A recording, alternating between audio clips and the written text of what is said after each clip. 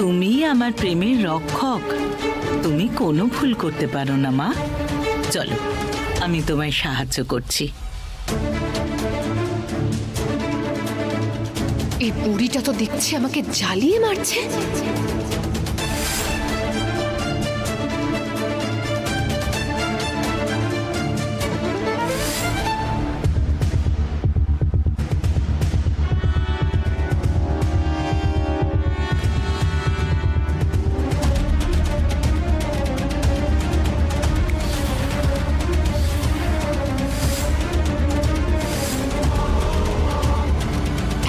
তুমি আমার বশে আছো, যেটা আমি বলবো সেটাই হলো তোমার কাছে শেষ সত্যি।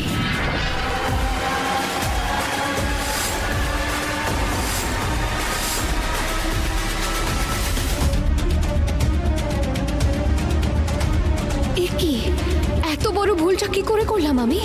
আমি কি করে ভুলে গেলাম যে তপস্যা নিজের সত্যিটা লুকানোর জন্য কারোর প্রাণও নিতে পারে?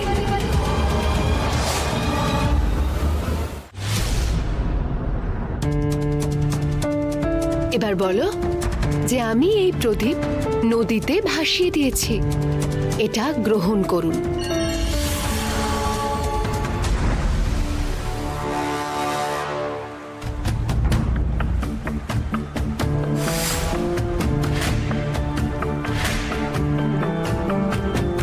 মা, প্রদীপ তো ভাসিয়ে দেওয়া হয়েছে, আমাদের পুজো সম্পন্ন হলো। আর কোনো চিন্তার বিষয় নেই, যাওয়া যাক। হ্যাঁ,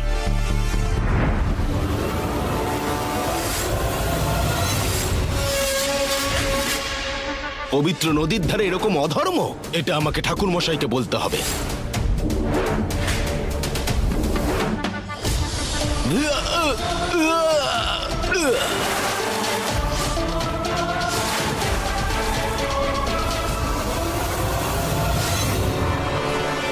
কে পড়লো?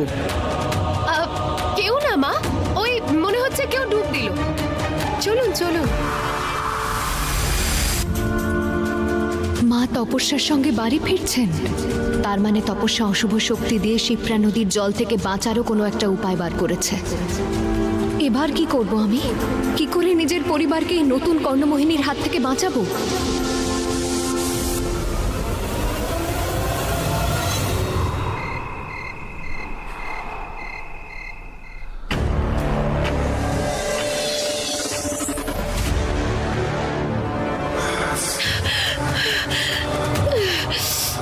শেলি!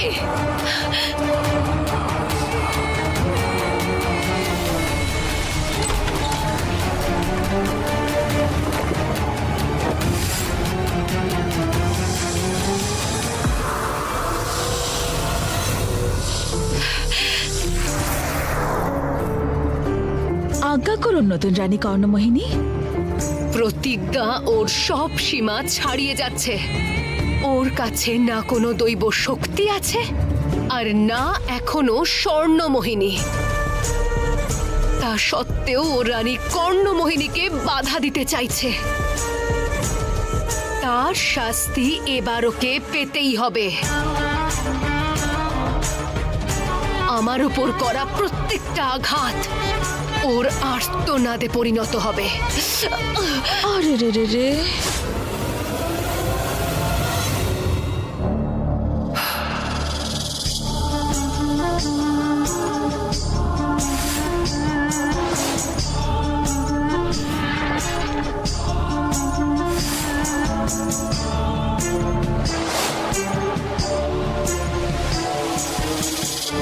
এটা নিয়ে আপনি চিন্তা কেন করছেন নতুন রানী কর্ণমোহিনী? আপনি শুধু আজ্ঞা করুন, আমাকে বলুন কি করতে হবে আমাকে, তারপর নিশ্চিন্তে বসে ওই প্রতিজ্ঞার দুঃখ উপভোগ করুন।